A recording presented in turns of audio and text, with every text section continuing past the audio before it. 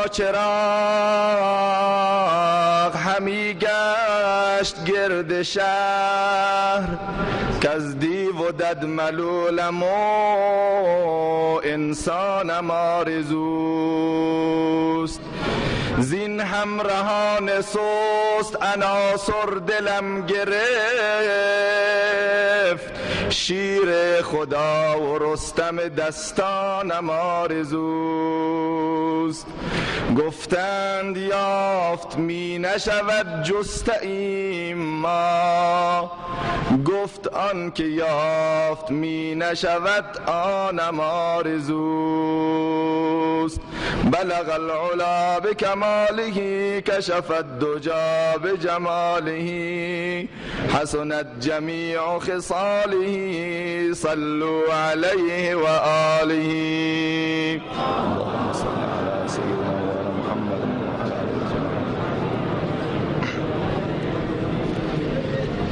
الهی ای زبانها از تو گویا، جهانی از فروغت گرم و پویا.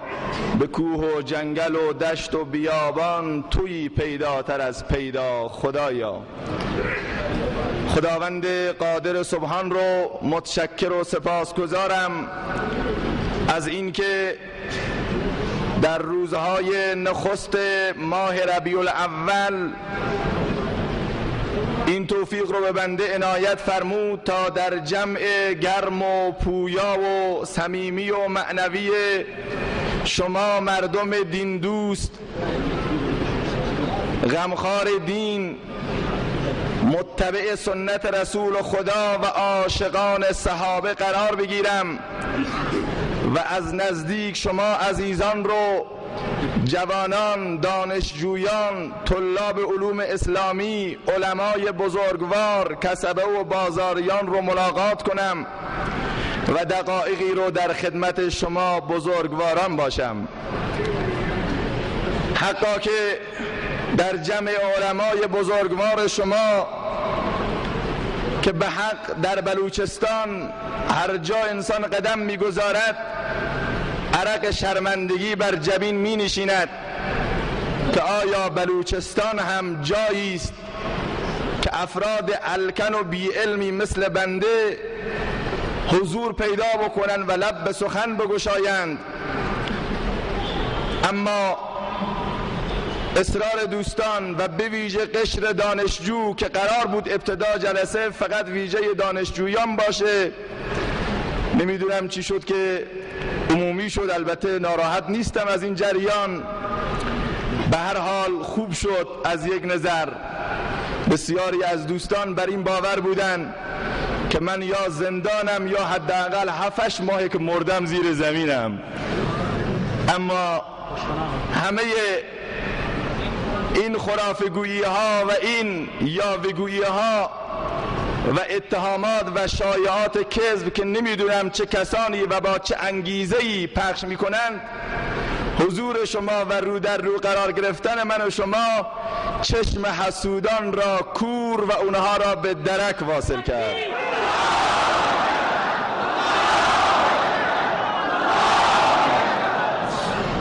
به هر حال در مجلس شما حضرت مولانا محمد گل حفظه الله، یکی از علمای برجسته بلوچستان، مدیریت محترم حوزه مخزن العلوم تشریف دارن، جناب مولانا محمد گل ریگی تشریف دارن، امام جمعه، معذرت میخوام، مولانا محمد گل ریگی مدیریت مدرسه و مولانا حافظ محمد علی که امام جمعه محترم شهر خاش هستند.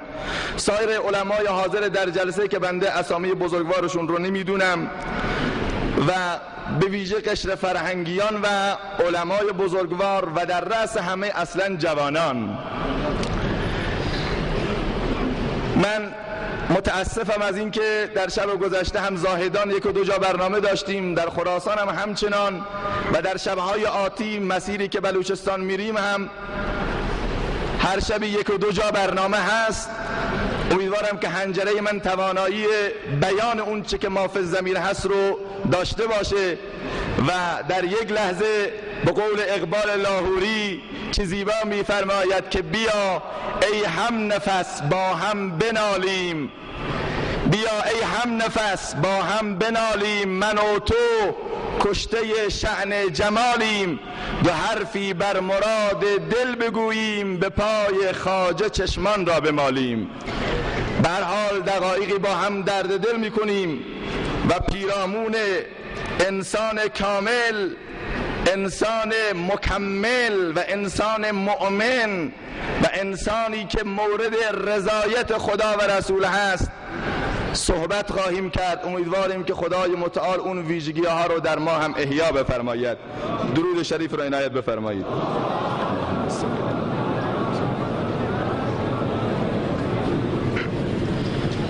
شعری که ابتدا خدمت شما قرائت کردم از مولانای روم هست که حضرت علامه اقبال لاهوری هم کتاب اسرار خودیش را با این شعر آغاز کرده.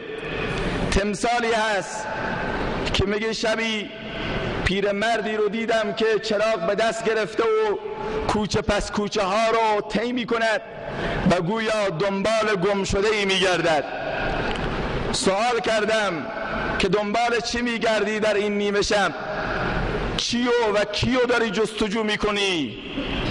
حتما اون کسی که مطلوب توست بسیار با ارزشه که تو در چنین سنی و در چنین موقعیتی حرکت کردی و به دنبال او میگردی. گفت که از دیو و دد ملولم و انسانم آرزوست. دنبال انسان میگردم، از زندگی با حیوانات، از زندگی با درنده ها، از زندگی با چارپایان، از زندگی با انسانهایی که حیوان صفتن خسته شدم و انسانم آرزوست. به دنبال یه انسان کامل میگردم. گفتند یافت می نشود جسته ایم ما. گفت آقا تو داری دنبال عنقا میگردی، چیزی که تو به دنبالش هستی هرگز وجود نخواهد داشت. گفت آن که یافت می نشود آنم آرزوست. اگر چی یافت نمیشه ولی آرزو دارم که ببینم. اما علامه اقبال لاهوری معتقد است که گم شده مولانای روم را پیدا کرده است و حقا که اگر علامه اقبال لاهوری این انسان کامل رو پیدا کرده باشه، کشف جدید و بزرگی دست زده است که حتی کریستوف کلمب که آمریکا و قاره آمریکا رو کشف کرد جلوی او باید زانوی تلمذ بزند، زیرا پیدا کردن قاره ها، پیدا کردن جنگل ها، پیدا کردن بیابان ها، پیدا کردن گنج های درونی و نهفته زمین کار آسانی است، اما پیدا کردن و یافتن انسان های کامل بسیار مشکل هست. ما دنبال انسان کامل میگردیم و امروز الحمدلله من شما اومدیم تا اگر این صفات و ویژگی ها در ما نیست، با شنیدن این کلمات شکسته ای که بنده خدمت شما برگرفته از قرآن و حدیث است عرض می کنم، این ویژگی ها و صفات رو در وجود خود ما بنیادین بکنید و شالوده گذاری بکنیم و اساس گذاری بکنیم. انسان کامل رو از دو طریق میشه شناخت، یکی از روش قرآن و سنت و دیگر شناخت انسانهای کامل در طول تاریخ. نه شناخت شناسنامه‌ای، نه شناختی که فرزند کیست، متولد چه سالی است، در چه سالی به دنیا آمده، نه، شناخت واقعی. انسان کامل کیه به نظر من و شما؟ آیا کسی که دست و پاش سالم باشه اون کامله؟ آیا کسی که از سلامتی اعضا و جوارح و قیافه شیک و جوانی برخوردار باشه اون کامله؟ و در مقابل کسانی که اعضای اونها ناقصند، عضوی از اونها شله یا کوره یا فلجه یا نقص عضوی دارن، اونها ناقصند، هرگز چنین نخواهد بود. قرآن عظیم الشان میفرماید والعصر ان الانسان لفی خسر. این سوره رو به کرات و مرات شما شنیدید و خوندید. انسان کامل و ناقص رو معرفی میکند. والعصر ان الانسان لفی خسر. همه انسانیت ناقصند، همه انسانیت در زیانند، در ضررند، در ورطه هلاکت و نابودیند، به کمال نرسیدند. الا مگر کسانی که این ویژگی ها رو داشته باشه، کسانی که این ویژگی ها رو داشته باشه. و عرض شود خدمت شما این انسان 4 صفر رو در زندگی خودش ایجاد بکنه، این انسان انسان کاملی است.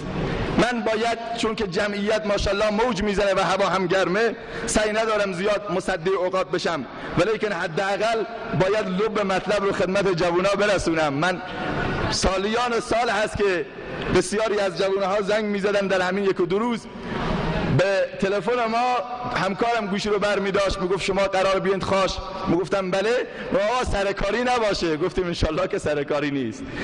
حالا بالاخره اومدیم و دوستم نداریم حالا شما رو رها بکنیم. 4 صفر رو باید انسان در زندگی خودش پیاده بکنه، 4 سیر سعودی رو تا بتونه یه انسان کامل بشه جوان.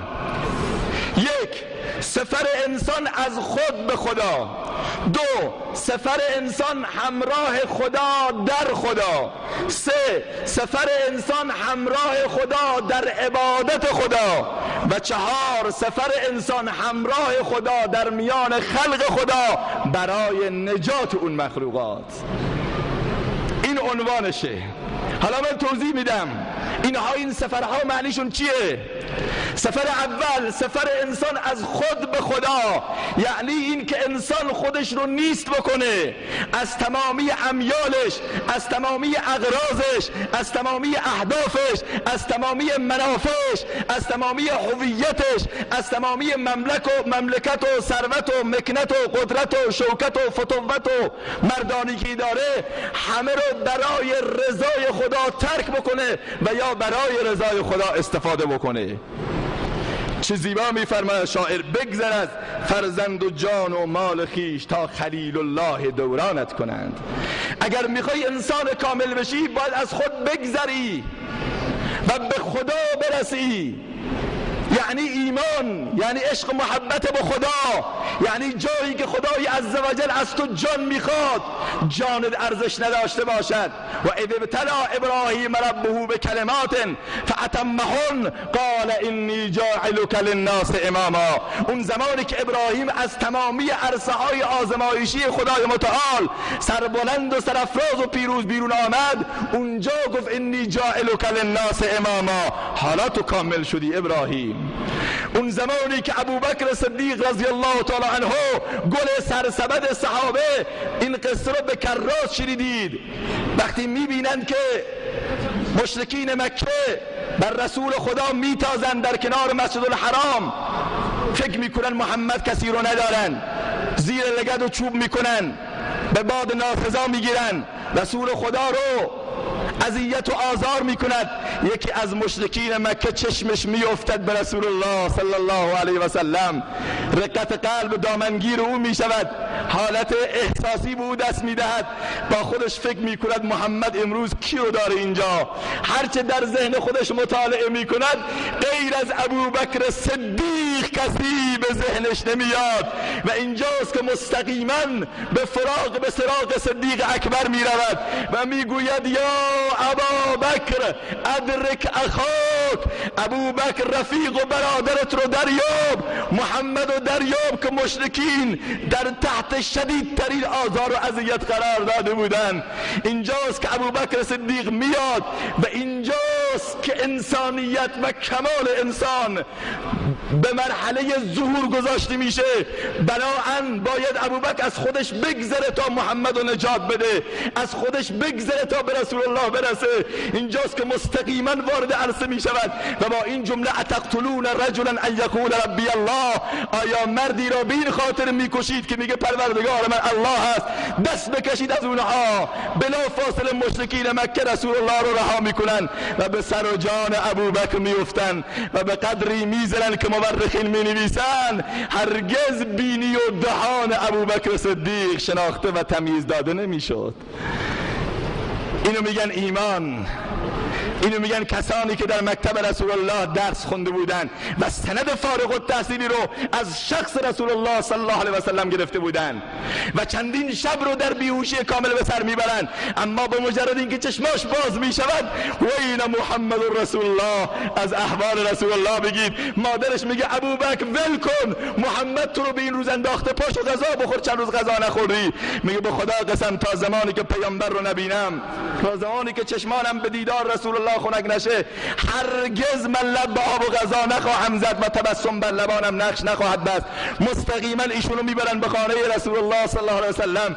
همین که محمد رسول الله چشمش به وضعیت افسرده ابوبکر میافتد، اشک در چشمان رسول الله حلقه میزند و بلند میشود، این یار صدیق خودش را به بغل میگیرد و برای او دعای خیر میکند و اونجاست که به یاری مانند ابوبکر صدیق پیامبر میبالد و مینازد. تکبیر!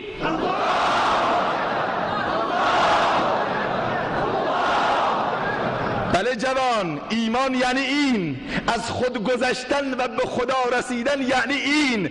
ما شاید تا به امروز این قضیه ها رو شنیده بودیم و لذت این مسائل در وجود ما ایجاد نشده. چرا؟ چون که ایمان ما ایمان سوری است، ایمان ما ایمان حقیقی نیست. این یک واقعیت سروران عزیز. هرگاه انسان مالش، منافع، شخصیتش، ارشد تمام پست و جاه و مقامش در یک کفه ترازو قرار گرفت و موقعیت ایمانیش در یک کفه و موقعیت ایمانی رو ترجیح داد، بفهمید که این فرد مؤمن واقعی است. من اگر قرار باشه داستان صحابه رو که انسان رو تراوت میده، اینها رو نگید داستان، اینها رو نگید افسانه، بلکه صحابه هستن و هر یک از اینها برای ما قدوه و اسوه هستن. صهیب رومی رو بگم که از تمام مال و منالش گذشت، سلمه رو بگم که از فرزند و شوهر گذشت، حضرت سمیه رو بگم که از وجودش گذشت، حضرت خنسا رو بگم که از 4 فرزندش گذشت، حضرت عمر رو بگم که از خونش گذشت، حضرت عثمان رو بگم که از زندگیش گذشت، طلحه و زبیر و علی مرتضی رو بگم. هر یک از اینها رو مثال بزنم دنیای کتابی است. ولی سروران عزیز، حرف من اینجاست که اگر میخوای به خدا برسی، اگر میخوای ایمان ما ایمان واقعی باشه، باید محبت الله رو در دل داشته باشیم و از ما سوى الله ببریم. قل ان کان آباؤکم و ابناؤکم و ازواجکم، تا آخر آیه میاد. بگو ای رسول الله، اگر فرزندان شما، پدران شما، خویشاوندان شما، همسران شما و انبار اقترفتموها و اموالی که شما جمع کردید نزد شما از خدا و رسولش محبوب تر باشه، فتربصوا حتی یأتی الله بامره، پس منتظر امر خدا و عذاب خدای متعال باشیم. این آیه انسان رو میلرزونه سروران عزیز. بیاییم ایمانهای ما رو تجدید کنیم. ایمانی که صحابه، گوش بدید اینجا رو، ایمانی که صحابه وقتی برای جهاد حی علی الجهاد میگفتن، حی علی الجهاد یعنی چی؟ بشتابید به سوی کشته شدن، دادن جان و مال، زن و مرد، پیر و جوان همه بسیج میشدن. ایمانی که اونها حتی در غزوه احد که صحابه زخمی بودن آمدن به مدینه منوره، 2 مرتبه ندای جهاد داده شد و همون صحابه یکی دستش قطعه، یکی پاش قطعه، یکی چشمش کوره، زخمی هستن، 2 مرتبه سوار بر شتر میشوند، سوار بر اسب میشوند، میروند. امروز چرا اون ایمان در وجود ما نیست که حتی برای نماز ما رو بیدار نمی کند؟ برای نماز صبح ما رو بیدار نمی کنه، جوان ما رو از گناه و معصیت دور نمی کنه، جوان ما رو از الواتی و بی‌حجابی دور نمی کند. پس اون ایمان ضعیف هست. پس از خود نگذشتیم. اولین سفر رو در زندگی خود ما به مرحله اجرا در نیاوردیم سروران عزیز. حضرت عمر فاروق رضی الله تعالی عنه در یکی از شبها در حین گشت زنی بودن. حضرت عمر خودشون پلیس سیار بود، به تن در خدمت خلقم، به جان در خدمت جانان. همین یک نکته آموختم ز فاروق سپهسالار. در حین گشتنی عادتش بود ناگهان صدای ترنم و نغمه سرود یک دختر خانومی، یک خانومی توجه حضرت عمر رو به خودش جلب کرد. رفت جلو، دید یک خواهر خانومی داره شعر میخونه در فراق شوهری که ماهاست در راه جهاد رفته و 2 مرتبه برنگشته. میگه به خدا قسم طولانی شده مدت فراق من از شوهرم و من شوهری برای خودم نمیبینم. فوالله لولا الله اخشى عواقبه. لحرک من هذا السریر جوانبه. به خدا قسم اگر ترس از الله نمی بود، اگر ترس از خدا نمی بود، اگر ایمان و وجدانم امروز این چراغ قرمز رو جلوم روشن نمی کرد، این تخت رو به لرزه در می آوردم و دست به هر کار و به هر گناهی می زدم. حضرت عمر رضی الله تعالی عنه وقتی این حرفا شنید بسیار نگران شد و سراسیمه و پریشان. خدایا من چه گناهی انجام دادم؟ مرد میره به جهاد، زنش اینجا تنهاست. اینجاست که حالت رعشه و لرزه بر وجود عمر سراسر میگیره. میاد به مسجد برای نماز صبح. صحابه میفرمایند به قدری گریه کردند در نماز که ما نفهمیدیم چه سوره‌ای رو حضرت عمر قرائت کردند. بلا فاصله رفتن پیش دخترشون حضرت حفصه و این مسئله رو جویا شدن و سپس فتوا صادر کردند که هیچ مردی حق نداره بیشتر از 4 ماه در راه جهاد باقی بمانه. درود شریف را بخوانید سرور.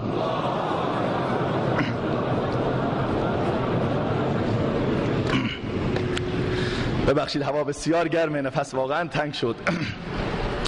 به هر حال من میخوام اینو بگم، حالا از صحابه گذشتیم، میخوام اینو بگم که امروز این ایمان ما چه کار داره میکنه.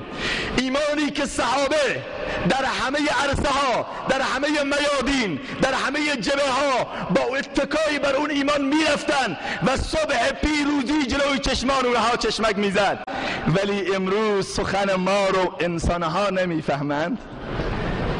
حیوانات در مقابل انسان کامل کرنش میکردن، ولی امروز انسانها در مقابل ما حرف ما رو اصلا نمیفهمند. در دنیای امروزی که حتی حیوانات و سبا در سازمانهای بین المللی و سازمانهای محیط زیست برای خودشون حقوقی قائل شدن و حقوقی را به ثبت رسوندن، اما مسلمانان از اولی ترین حقوق محرومند.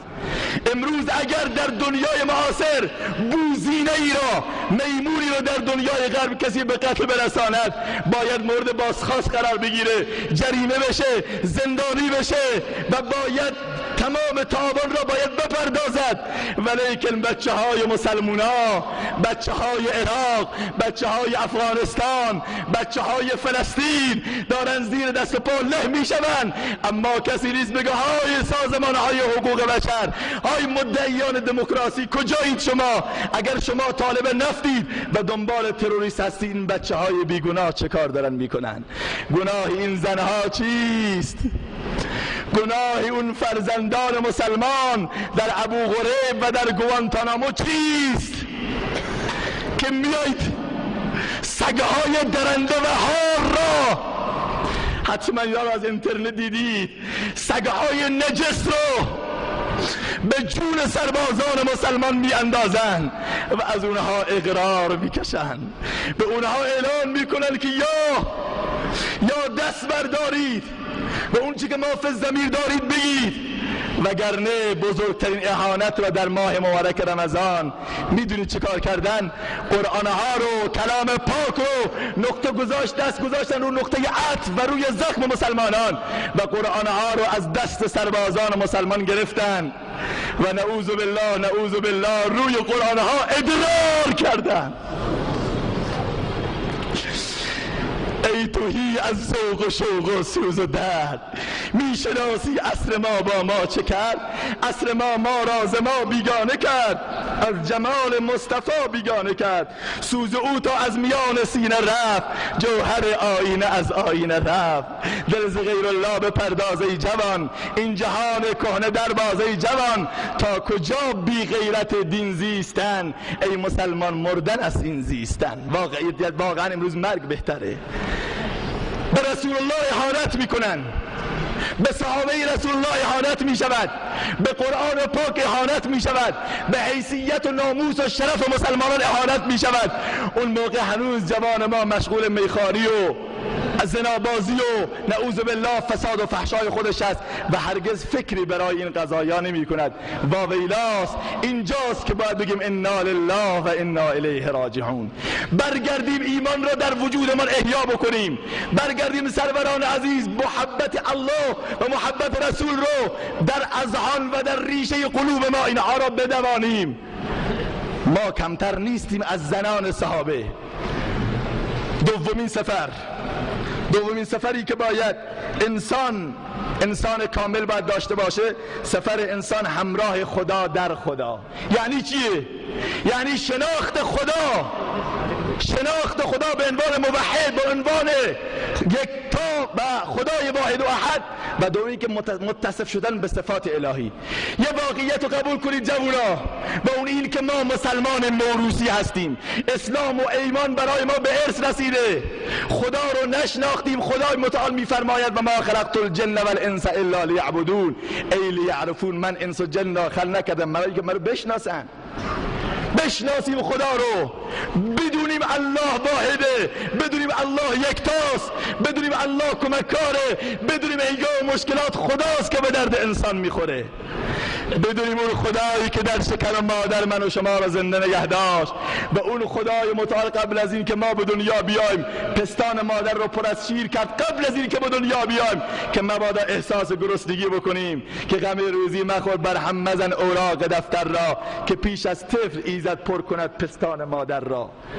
اون خدا رو نشناختیم، اون خدایی که ذهن و عقل و مغز و روح و روان را مفت و مجانی در اختیار ما قرار گذاشته، اون خدا رو نشناختیم و به طور واقعی عبادت نمی کنیم. هنگام مشکلات اما یجیب المضطر اذا دعاه و یکشف السوء، کیست اون ذاتی که هنگام مشکلات به درد انسان بخوره و دردها رو درمان بکنه؟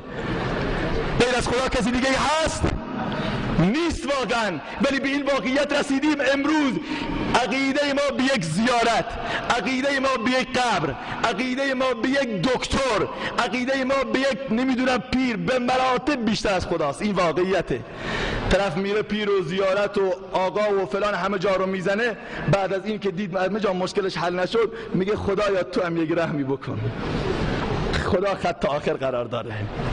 این بنده ام برسد من رب او هستم و من جبرائیل از همه زودتر آمدم به سراغ تو. ولی انسان مسلمان امروز موحد واقعی کمه. خرافات و بدعات آمده بین ما و بین خدا، حجاب ایجاد کرده.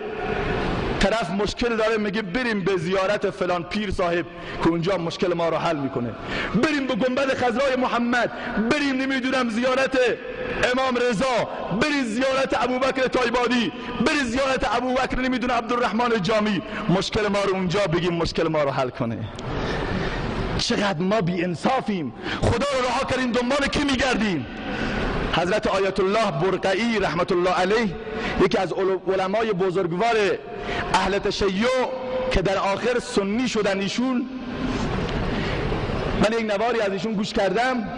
تعدادی از جوانای خود مشهد مثل که جلسه داشتن تو مشهد، خوب جوانا گوش بدن، جلسه خودمانی بوده احتمالاً.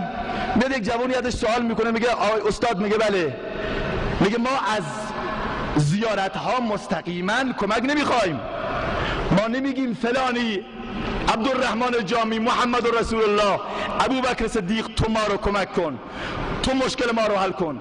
ما میگیم که ابوبکر صدیق، عمر فاروق، حضرت علی، امام رضا، تو مشکل ما رو به خدا بگو، تو واسطه شو بین ما و خدا. خیلی قشنگشون جوابشون میده، میگه خب من از 4 سوال دارم. گفت بفرما.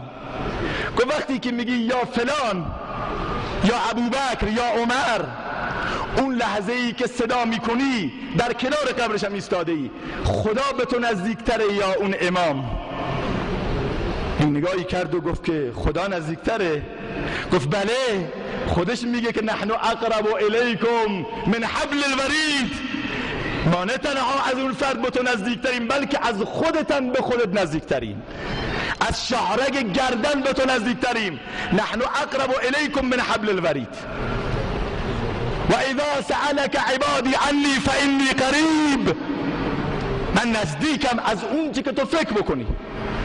سوال دوم، گفت زمانی که میگی یا فلان یا صاحب قبر تو مشکل ما رو به اصطلاح بگو، در اون لحظه مهربانتر کیه؟ اون صاحب قبر مهربانتر یا خدا؟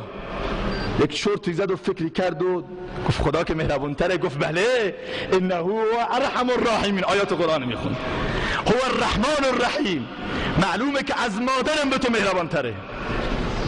گفت سوال سوم، شنواتر کیه؟ قدرت شنوایی کدوم یک بیشتره؟ صاحب قبر بهتر میشنوه یا خدا؟ فکری کرد و گفت که خدا که بهتر میشنوه دیگه، گفت بله انه هو السمیع العلیم، خدا شنواست، قدرت شنوایش اونقدر زیاده که حتی زیر دریاها ماهی‌ها صداشونو میشنون. سوال چهارم، قدرت حاجت براری کدوم یک بیشتره؟ کدوم یک راحت‌تر میتونه قدرت تو رو بر بیاره؟ یک فکری کرد و گفت خدا. گفت بله انه علی کل شیء قدیر، هو علی کل شیء قدیر، هو القدیر القادر المقتدر. گفت پسر جان، خودت گفتی که خدا مهربان تره، خودت گفتی خدا نزدیک تره، خودت گفتی خدا شنواتره، خودت گفتی خدا قادرتره، پس تو خولی که دنبال این اون را افتادی؟ تو خولی دیگه، وگرنه خودت داری اقرار میکنی خدایی که همه صفات داره، خدایی که همه تو نزدیکه، پس تو چرا دنبال این اون میگردی؟ چرا دیگری رو واسطه کنی؟ پس چرا مستقیما معنی آیه قرآن اینه و اذا سألک عبادی عنی فانی قریب. اهل دانش و اهل علم میدونن من چی میخوام بگم.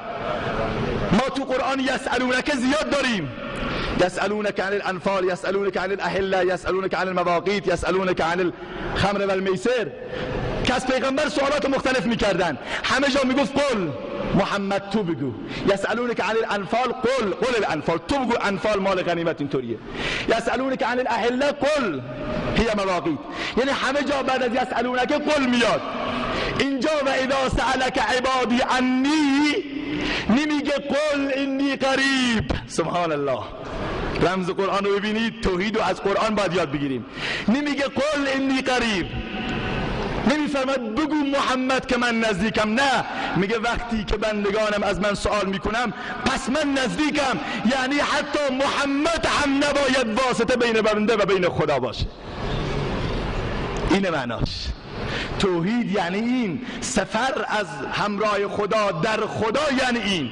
یعنی انسان احساس بکنه خدای متعال اینقدر بهش نزدیکه، انسان احساس بکنه که ربی همراه داره، هر جا برم ربم با منه، هر جا برم خدای متعال منو میبینه، صدای منو میشنوه. صلوات غرای ناد بفرمایید.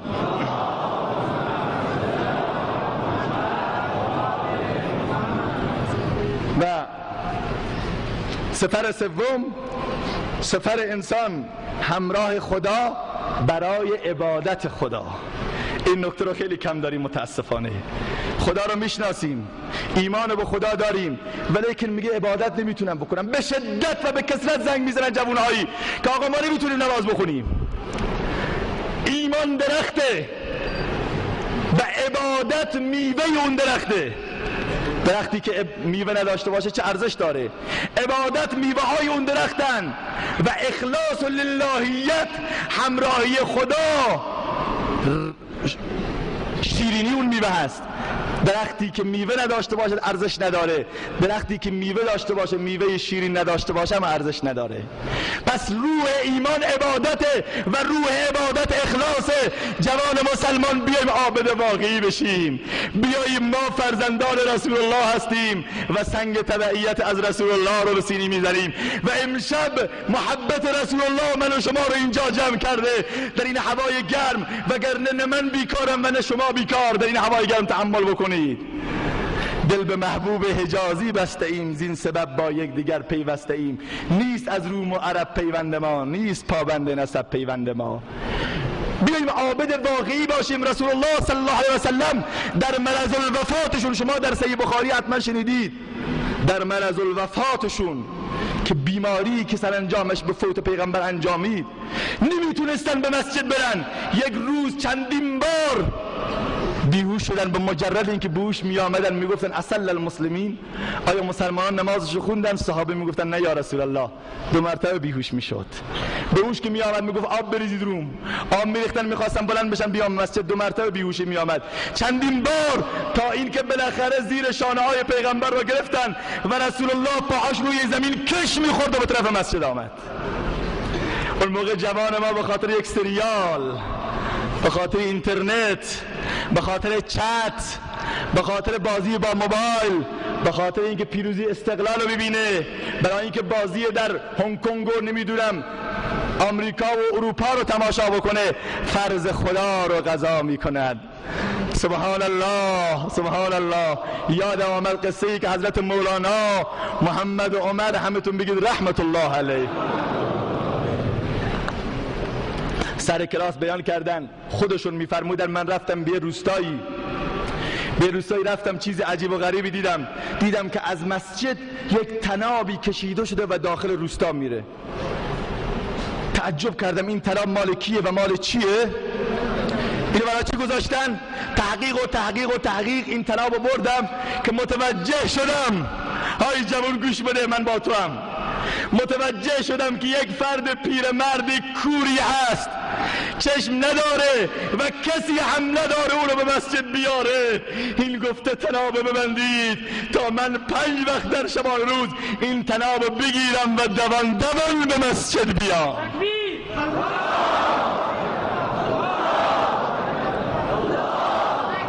یه واقعیت مولانا خودشون بیان کردن.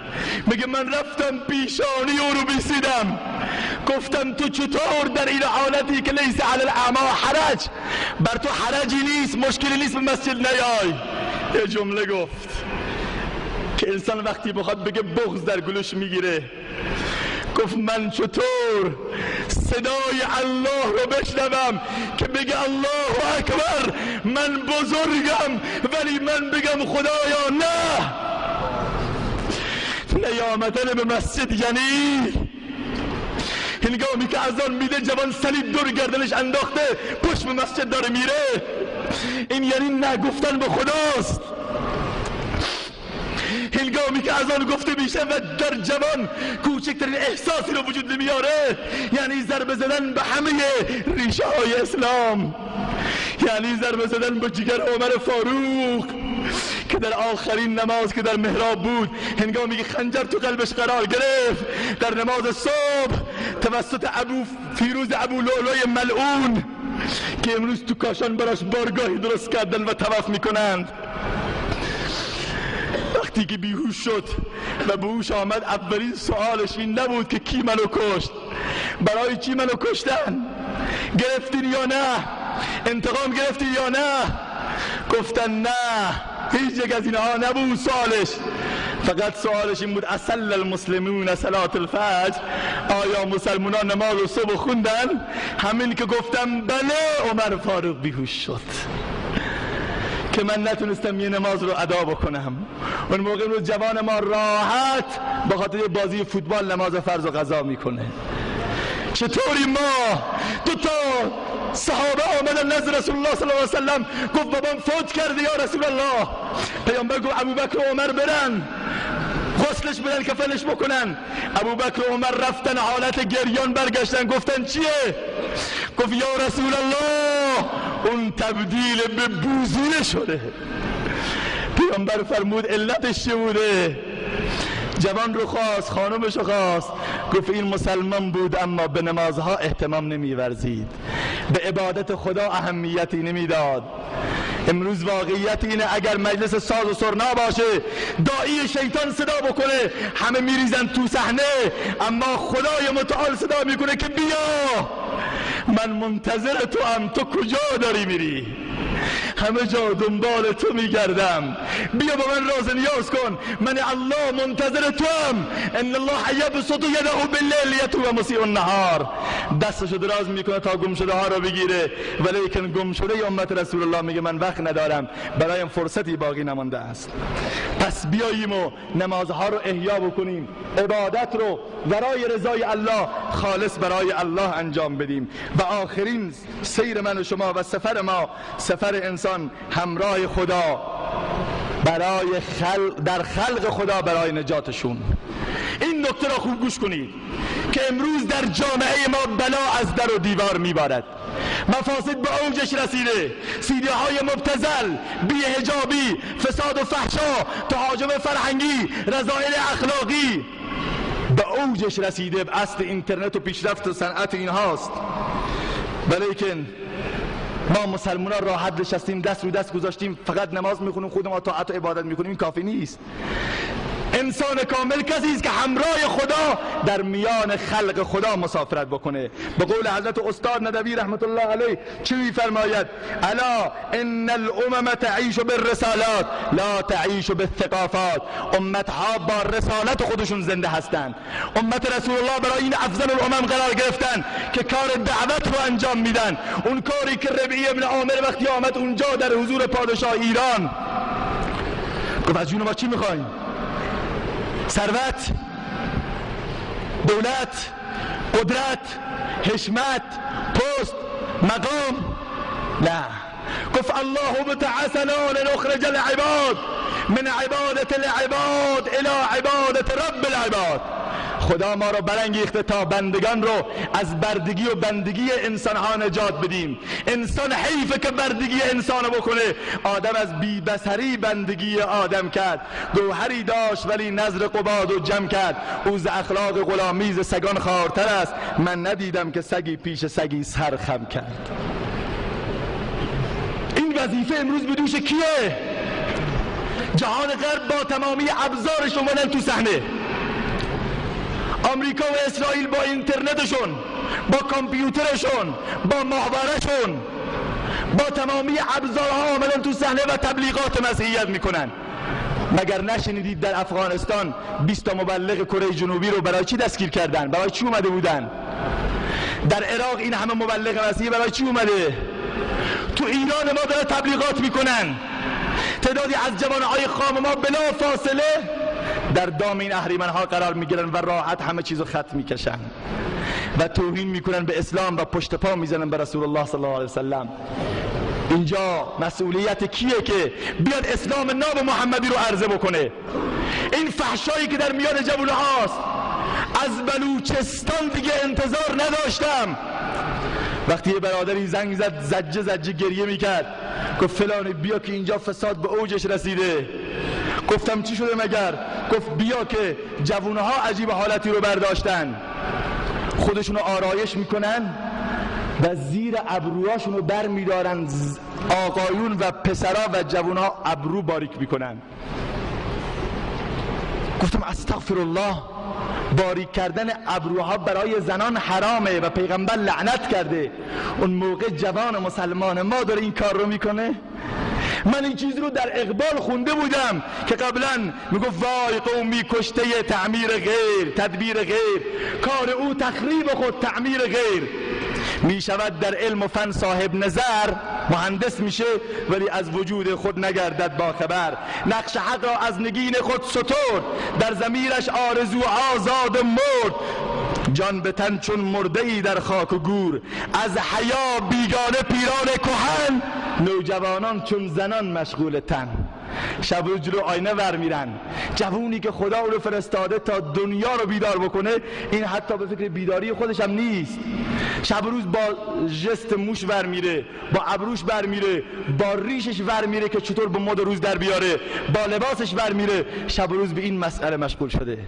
و زنان ما به قول اقبال دختران او به زلف خود اسیر، شوخ چشم و خودنما و خردگیر، ساخته پرداخته دلباخته، ابروان مثل دو تیغ آخته. ملتی خاکستر او بیشرر، صبح او از شام او تاریکتر.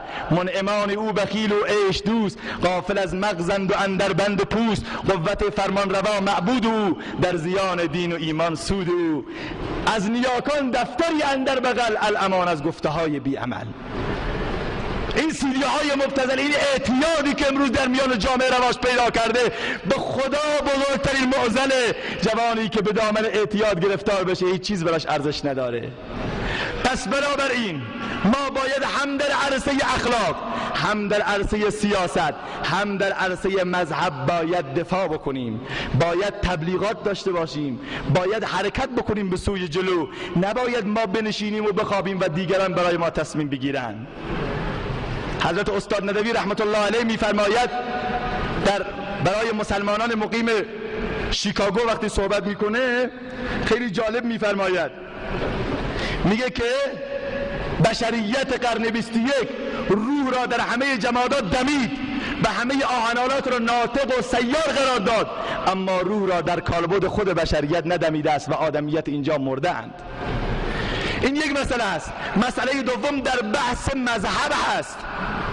جوونا، مسئولیت حرفان پا خودمه و من قصد خدایی نکرده اهانت به کسی رو ندارم، ولیکن میخوام یه چیزو بهتون بگم، با اون این که امروز مذهب اهل سنت واقعا غریب و بی کسی رو نداره، از تعداد انگشتان نمیگذرد کسانی که بیان مولد فکر واقعی مذهب اهل سنت باشند.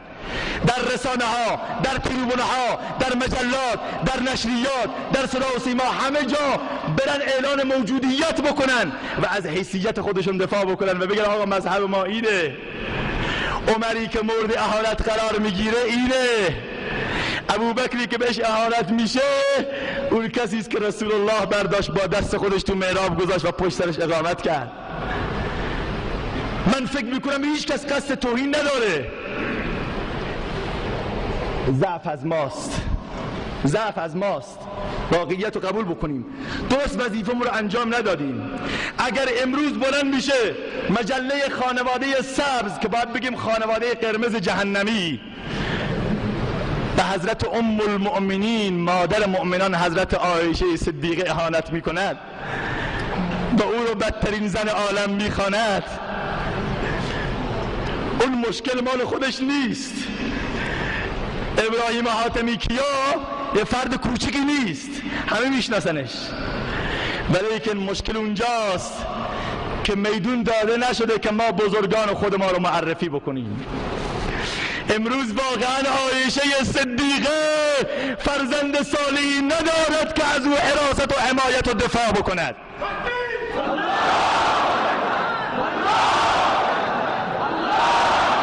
اینجاست که باید بگیم ای مسلمانان به پا خیزید که عزت باز بیاید.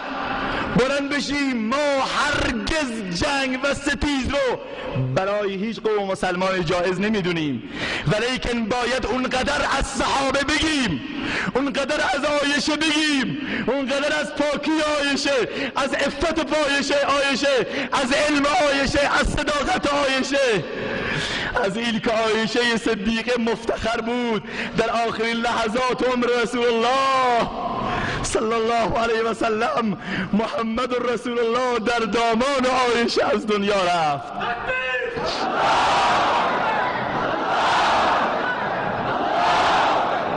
اون عایشه با اون همه کمالات، النبی اولا بالمؤمنین دنباله و ازواجه امهاتهم، ازواج پیغمبر زنان پیغمبر مادران مؤمنان هستند. عایشه زن پیامبره، پس باید مادر مؤمنان باشه. هر کس به مادر خودش اهانت بکنه و به مادر مؤمنان اهانت کنه، به تعبیر قرآن او مؤمن نیست. تکبیر.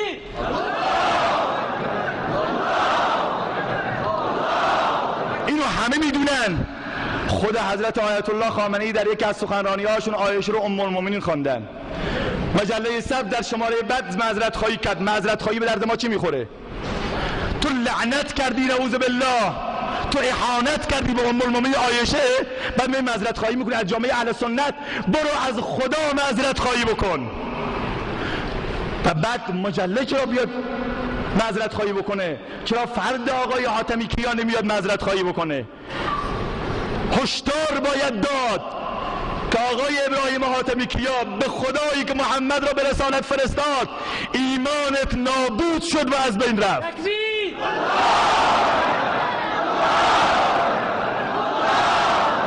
ولیکن علتها رو معلولها رو بگذارید، علت رو پیدا کنید. علت چیه؟ ابراهیم حاتمی کیا هنوز نمیفهمن عایشه مادرشونه. علت چیه؟ نویسنده های یاس کبوده ها، کتاب ها و نشریات و مجلات نمیفهمن صحابه رسول الله کیان و عمر کیه. به خاطر اینه که متاسفانه در تلویزیون جمهوری اسلامی امروز موش و گربه جا داره، روز شب 7-8 ساعت در اختیار موش و گربه باشه، اما صحابه جا ندارن.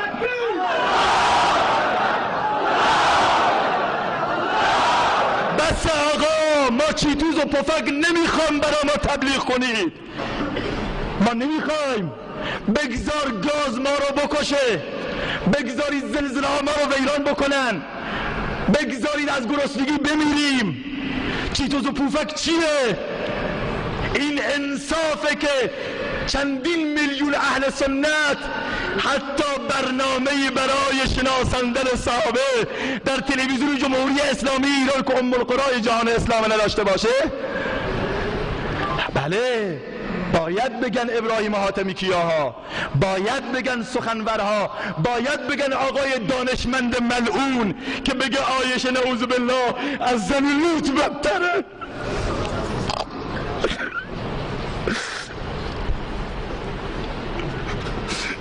بله، باید بگه عایشه فاحشه، حتما میگه عمر لعنت الله علیه، حتما میگه ابوبکر لعنت الله علیه.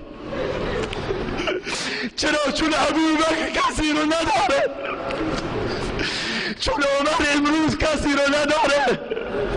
آید اگر ابوبکر یا اگر عمر ببیند شمشیر کرده بیرون در اشک و خون پریشان، عثمان شهید قرآن از تو همین بپرسد خونم تباه کردی.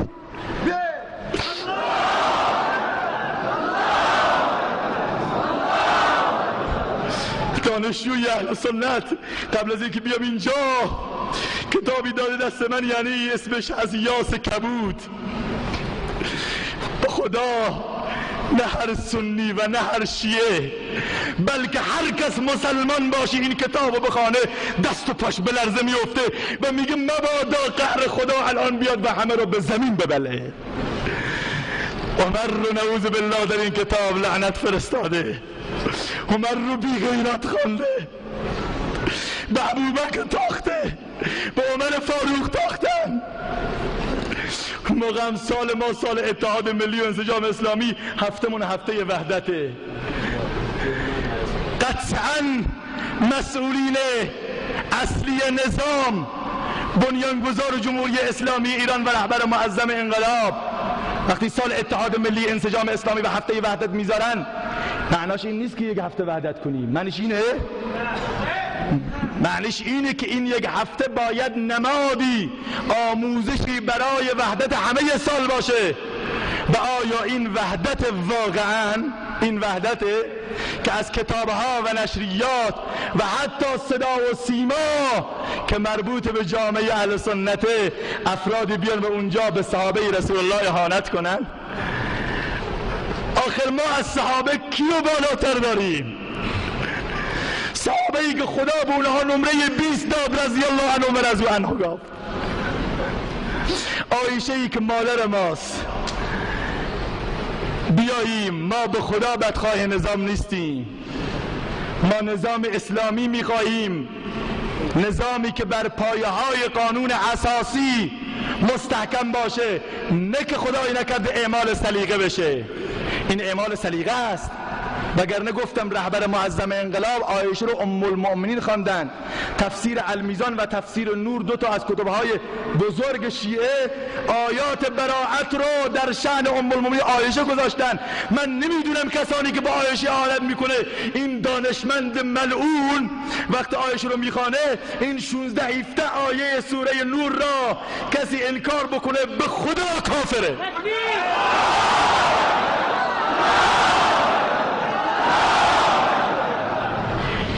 ما اگر صحابه رو از زندگی ما برداریم دیگه چی میمونه؟ صحابه به 5 نفر 6 نفر خلاصه نمیشه.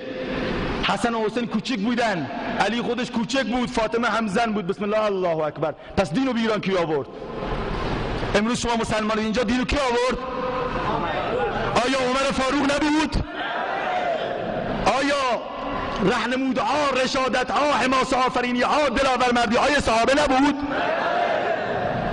پس ما هرچه داریم از صحابه داریم و جوان سنی باید معتقد به صحابه باشد، محب صحابه باشد و باید برای دفاع از صحابه، برای شناساندن صحابه، برای معرفی کردن فرهنگ صحابه، زندگی صحابه، اخلاق عمر، عدالت عمر، هویت عمر، صدق ابوبکر، حیای عثمان، اگر دانشجو، اگر کسبه، اگر معلم، اگر مولوی، اگر بازاری، اگر جوان اهل سنت بنشینه، به خدا قسم باید روز قیامت جواب بده.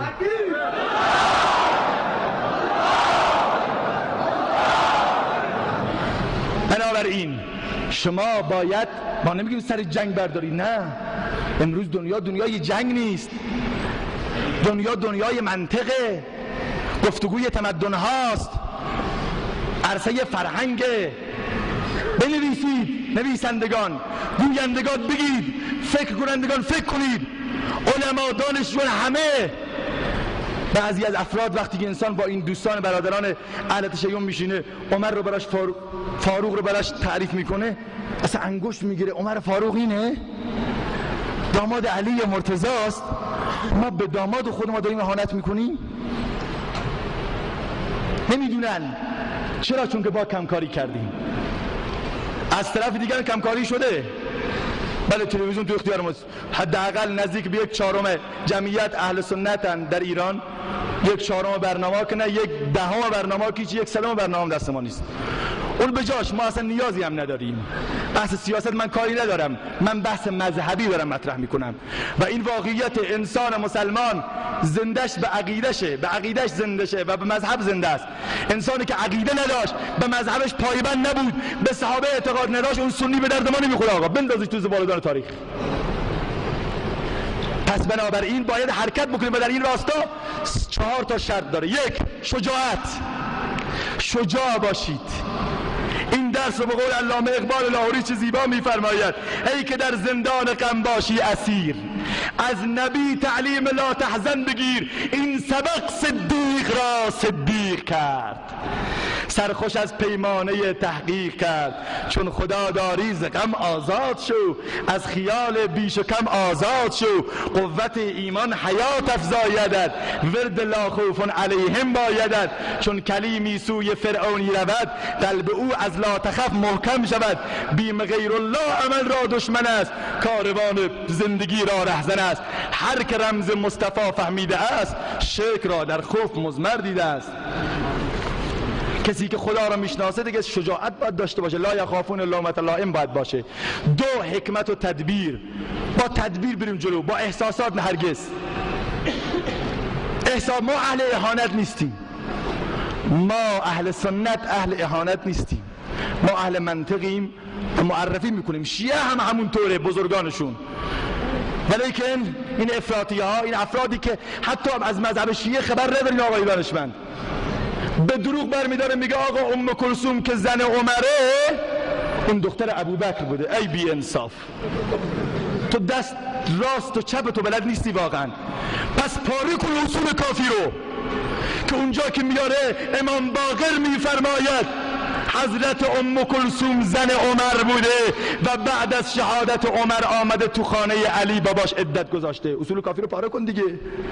حق الیقین ملا باقر مجلسی رو بنداز، کتب خودت رو تکه تکه کن، وگرنه بیا بنشین. اینو میگه این کار میکنی، ولی فرزندان علی را میتونی این کار بکنی؟ ابوبکر و عمر و عثمان به قول خود رهبر معظم انقلاب اسلامی اینا فرزندان علی بودن. های مسلمان، شما اسم بچه تو شارون میذارید؟ میذارین؟ بوش کسی اسم بچه‌شو گذاشته؟ اسم دشمنشو کسی رو اسم بچه‌اش میذاره؟ پس چطور علی با ابوبکر و عمر و عثمان مشکل داشته که اسم ابوبکر و عمر و عثمان را مینویسه؟ چطور مشکل داشته که در خطبه 6 نهج البلاغه که هنوزم هست، وقتی نامه‌ای به حضرت معاویه مینویسد میگه معاویه رضی الله عنه انما بایعنی الذین بایعوا ابابکر و عمر و عثمان. صحت خلافت من به خاطر اینه که کسانی من تایید کرده و تعیین کرده که ابوبکر و عمر و عثمان رو تعیین کردن، و کسی که صحابه مهاجرین و انصار اونها رو تعیین کنن رضایت خودم درونه، و کسی مخالفت بکنه پرت دیگه. پس بیاییم با عنوان آخرین صحبت دست برداریم. جوان تو رو خدا دیگه بس کن. از هر جوانی ما توقع داشته باشیم فساد و فحشا رو، ولی از جوان بلوچستان نه. از جوانی که خاک بلوچستان قطره قطرش خون علماست، یادگار علمای دیوبند مولانا عبدالعزیز ها اینجا گریه کردن، مولانا عبدالملک ها تکه تکه شدن، مولانا عبدالستار ها رفتن، مولانا دامری ها رفتن و خون گریستن تا لحظات آخر، مولانا محمد عمر ها رفتن و این همه علما دارن در میان شما اشک میریزن و صبح تا شب دعا میکنن نکن تو رو خدا دیگه دور سیدی های مبتذل رو خط بکش، دور بی‌حجابی رو خواهر داره به عایشه اهانت میشه، تو داری با موت برمیری، داره به ابوبکر اهانت میشه، تو داری با سر و شکلت برمیری.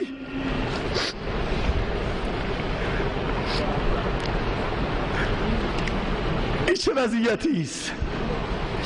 بله طبق کتب برادران شیعه دختر امام زین العابدین اسمش عایشه است، بله اسم دختر امام حسن هم، اسم دختر امام رضا هم عایشه هست. نخوندن خب چیکار کنم دیگه. اسم دختر امام رضا عایشه هست، اسم فرزندان امام حسن طلحه و زبیر بودن.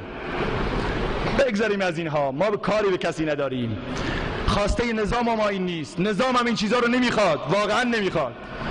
ولی اعمال سلیقه میشه حرف میزنن، ولی ما باید چه کار کنیم؟ اینجاست که با شجاعت، با تدبیر، با حکمت، با اخلاص، با علم تو صحنه بیایم و تعریف کنیم صحابه رو و معرفی بکنیم و در این راستا از هیچ گونه کوشش دریغ نورزیم. من خیلی حرف داشتم با شما و میخواستم دلمو خالی کنم، چون که بعد از سالهاست میگه چه خوش باشد که بعد از انتظاری به امیدی رسد امیدواری. اما چه کنم که هوا به قدری گرمه که دیگه من حتی نای نفس کشیدن رو هم ندارم و این انفاس گرم شماست، هوا گرم نیست، نفسهای جوانان خاص گرمه که گرمی شما دیگه به حد جوش رسیده و 180 درجه. اگر کمی دیگه تحمل کنم میترسم بالاخره در وجود شما ذوب بشم و در قلب شما. همه شما رو به خدای متعال، برای خدای متعال دوست دارم. فقط قبل از اینکه شما رو ترک بکنم بشینید که چند تا قول میخوام بگیرم، شوخی نیست، عرق ریختیم، همه مسافت طولانی آمدیم، قول میخوام بگیرم. یک، اولین قولی که جوونا میدن برای رضای خدا، بیعت از طرف من نیست، عمر فاروق انشاءالله داره از شما بیعت میگیره، با اون بیعت کنید. جوانی که قول میده از این به بعد نماز فرضشو به هیچ عنوان ترک نکنه دستشو بره بالا. ماشاءالله احسنتم. قضا نمیکنید انشاءالله. دو، جوانی که قول میده فساد و فحشا و منکرات رو انشاءالله از میان جامعه بردارد، از میان خودش، خانوادهش و کسانی که تحت تسلطشه دستا رو برن بالا انشاءالله. احسنتم ماشاءالله. جوانانی که حاضرن از امشب برن برای آگاهی بیشتر با زندگی صحابه آشنا بشن، ابوبکر و عمر و عثمان و علی و طلحه و حسین و حسن رو و عایشه رو بهتر بشناسن، قول میدن برن مطالعه بکنن دستا رو برن بالا. ماشاءالله. خواهران محترم هم میگن مستمع هستن. خود خواهران و برادرانی که انشالله قول میدن جلوی سوی بی‌حجابی را و بی‌عفتی رو بگیرن و از این به بعد نگذارن تو جامعه ما برای ما ننگ بی‌حجابی به خدا. خود خواهران و برادران و پدراشون و فرزندانشون قول میدن بی‌حجابی از میان جامعه بره، دستا رو برن بالا انشالله. انشاءالله خدای متعال بر این جمع شما بیفزاید و انشاءالله انشاءالله ما همه جا میریم. الان سفر ما هم برای عروسی‌های اسلامی است. تو راست عروسی اسلامیه، تو هرمزگان عروسی اسلامی هست و به کرات ما رفتیم، نزدیک به 200 عروسی اسلامی تا 1 و 2 سال رفتیم. حالا انشاءالله اونهایی قول میدن آینده ساز و ارکستر نیارن و عروسیشون اسلامی بگیرن برای رضای خدا، دستا رو برن بالا انشاءالله. انشاءالله موفق و مؤید باشید. یه قول دیگه هم بگیرم، جوانایی که برای که ترتیب کار جماعت رو یاد بگیرن، دعوت اینطوری نمیشه که هر کس بره دعوت بده، باید ترتیبش رو یاد بگیره. کامپیوتر باید برید یاد بگیری، مهندسی کامپیوتر رو تا کامپیوتر رو یاد بگیری. اونایی که برای یادگیری کار دعوت قول میدن حداقل 3 روز تشکیل بشن، دستا رو برن بالا. قول دادید انشاءالله.